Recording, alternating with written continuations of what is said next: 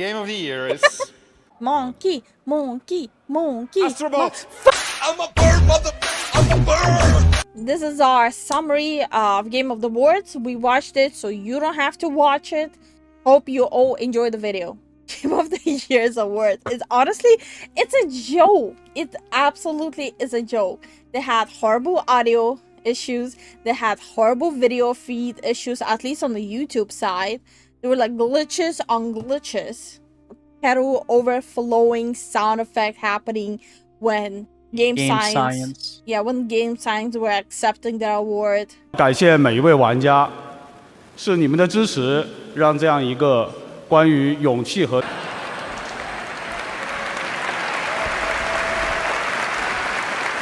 还在调试和增强二郎神。错。This award belongs to every single. It just felt very, I don't know, Amateurish, and it just felt like there was some underlying bias it just leaking through. like, even like the quality wise, like presenting everything, it felt like they definitely went for quota hires who didn't know what they're supposed to be working on. I agree. But yeah, quick summary of everyone who won. Tekken 8 won the best fighting game of the year, which honestly, fair enough. Dragon Ball is more of a niche thing. It's more of an anime brawler. I mean, it's always been like known for the sofa. You play with friends on a sofa. The second award was best VR AR game, which Batman won. Again, Batman is a beloved character. This was not a surprise at all that Batman is gonna win the best VR game. So the esports section: Faker, best esports player of the year; T1, best esports team of the year; League of Legends, best esports game of the year. And I already said this earlier, the only reason I think League of Legends, T1, and Faker won all of these awards is because it was not that long after the League of Legends Worlds happened, and everyone is still on that hype train. Game for Impact, Neva. I still don't quite understand why. Yeah, that I don't understand either. I would understand if Hellblade 2 would have won this award, since it's all about like mental issues. Yeah. Maybe it's because I don't freaking even know what Neva is like about, but I never heard anyone even talking about this game. I mean, for crying out loud, I heard more people talk about Tales of Kenzara. Innovation and Accessibility Award to Prince of Persia. The nominees were literally Call of Duty Black Ops 6, Diablo 4, Dragon Age Veilguard, Prince of Persia, and Star Wars Outlaws. While I understand Veilguard is shit, Star Wars is shit, Diablo 4, at least people bought it and talked about it. Yeah. Call of Duty is a huge franchise. Prince of Persia, The Lost Crown, no one cares about this game. Most people do not even remember the game. It dropped, and people forgot about it like maybe a week after. Like, maybe I'm suffering from amnesia, but I keep forgetting that this game even exists. Best family game. Astrobot. Honestly, deserved. Yeah, nah, that's deserved. Astrobot getting Game of the Year for Best Family Game, deserved. Best Performance Award out of all the VAs that were nominated, which, by the way, none of the original Japanese voice actors were nominated for Final Fantasy. I feel it's kind of weird. Like, I understand nominating voice actors to, you know, award them for their work in the game, since honestly they do give a lot of personality to the characters we grow up with. Yeah. But when you overlook the Final Fantasy Japanese VAs, I think it's like borderline crime. But I do think Melina winning VA for Hellblade 2, I think it's deserved. I think Hellblade 2 is definitely heavily underrated. Best Action Game, Black Myth Wukong, well deserved. I won't even elaborate on it. There's a reason why it broke sales records, and there's a reason why it broke game records. Like, active player playing it. Yeah. We both played it. Great game. A lot of fun. Not as hard as Dark Souls. It's basically an entry level if you're trying to get into Dark Soul games or Souls-like games. I'm skipping through this part. Basically, it was a speech about how companies have to lay off people because people are not buying games. But reality is, people don't buy games if they're not interested. You throwing a pity party and guilt tripping and emotionally blackmailing your audience into buying games where there people are already struggling with making do with their payments, and they have to feel responsible and bad about not buying a game that they will not enjoy or love. Honestly, it was so disrespectful towards the entire audience.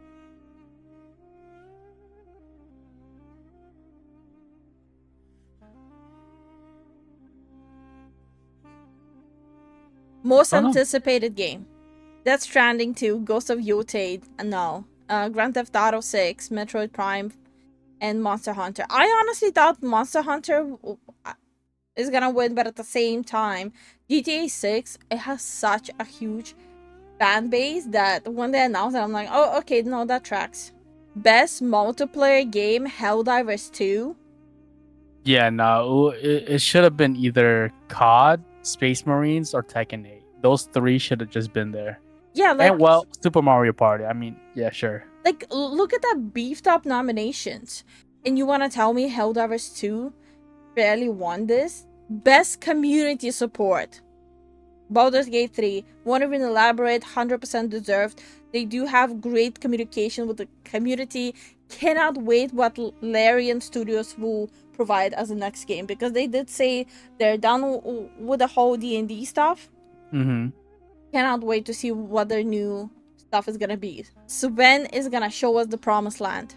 Metaphor won best art direction. I honestly didn't think Metaphor is gonna win. I think creatively Black Myth Wukong, like how the graphics looked, I think it looked better. But people are huge fans of the whole Persona stuff, Yeah. so I'm not that surprised. Elden Ring shouldn't even be in this category. It's a DLC. I Yeah, think if they want to feature DLCs, they need to make a different category for it. I agree. Either slap it into ongoing game or make a DLC category. Astrobot best game direction. I don't have a lot to say about Astrobot best game direction. I know people worked hard on the game. I don't necessarily think best direction. Yeah, I don't know. It's a platform game. Yeah, when I'm thinking about best direction for a game, I think about like long-standing franchises like Final Fantasy. Best independent game, Well, what was it? Balatro. Yeah, right. I think it was Balatro. Hold on. Okay, I think they're showing it here. Yeah, Balatro won best indie, like independent game, which honestly deserved. A lot of people play it. I'm not really even mad about Balatro winning this category. I can't comment on it because it's not a game for me. Well, it's concentrated on the average person, Okay. which is the majority. Best action / adventure game, Black Myth Wukong. Not even on there. Oh, you're Bet- right. Hold on. Oh, you're right. I didn't even notice it the first Did time. they make a typo? Play the clip. I want to see when he announces it. Prince of Persia Award goes to Astrobot. They tagged the wrong person. Wow. Wow. If you would have pointed out, no wonder.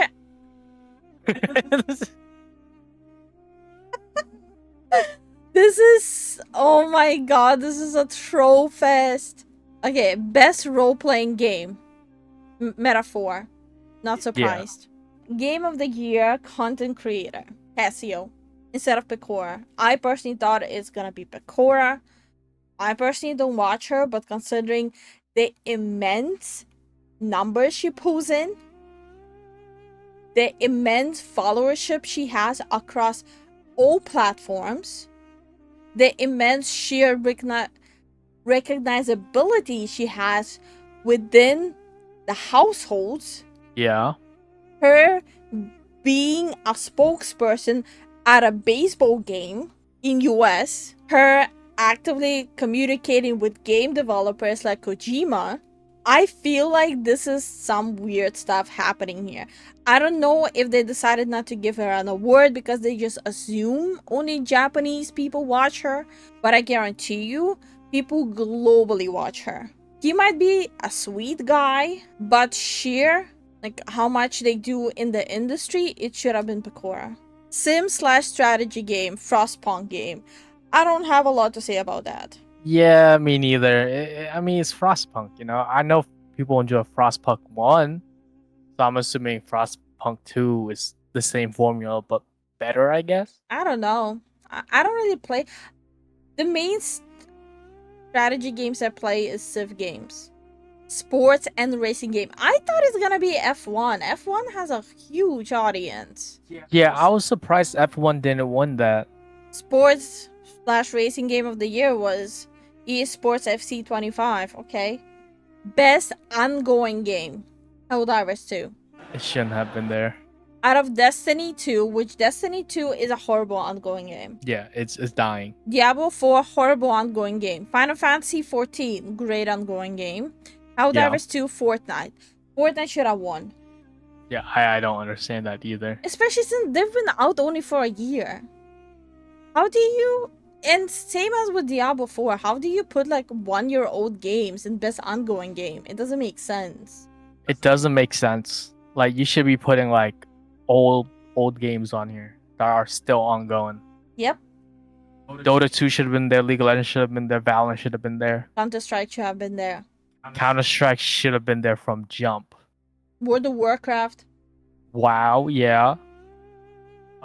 Black Desert. Warframe should have been an ongoing 100%. Community-wise, they don't really communicate as well with their No. player base, but ongoing 100%. Best adaptation, Fallout. Do I think Fallout deserves it? Season 1, yes.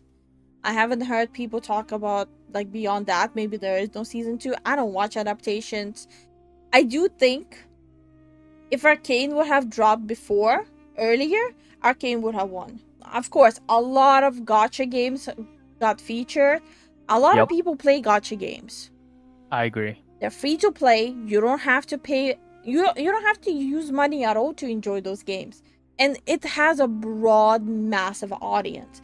If you don't like it, that's fine. No one's forcing you to play gacha games. But there's a reason why they bring in billions. Final Fantasy, best music. Not surprised there. It really isn't surprising. Yeah. I don't have much to say about it. Balatro winning best independent game. I guess they by accident posted it again. Best mobile game. I was surprised that the award was to Balatro and not one of the Honkai games. If you know anything about gacha games, they have massive audience, so none of them winning was weird. Best audio design, Hellblade 2. My personal bias, I agree with it. No, it makes sense. It makes sense. If you have not seen Hellblade 2 trailers or gameplay, heavily recommend check it out. You understand why I stand by my opinion with this. Player voice, Black Myth Wukong. This is where apparently if they have a separate category for player voice and the game of the year, that means they are disregarding the player voice in game of the year. Yeah. There's no point. If you had this, then what was the point of having the Game Awards and having everyone vote? It doesn't make sense. Player's voice is supposed to be game of the year. So treat this player's voice as the game of the year, which is Wukong. Mm-hmm. And game of the year went to Astrobot. No hate to Astrobot whatsoever. Lovely game, chill game, but it's not game of the year game. It is not Game of the Year. I would definitely recommend people to play Astrobot, but it's not a game of the year. It just relax, sit back, have fun with your family. Just chill. Game of the Year who won, in my heart, is the Flute Guy. Yes, the Flute Guy was honestly the MVP of the whole show.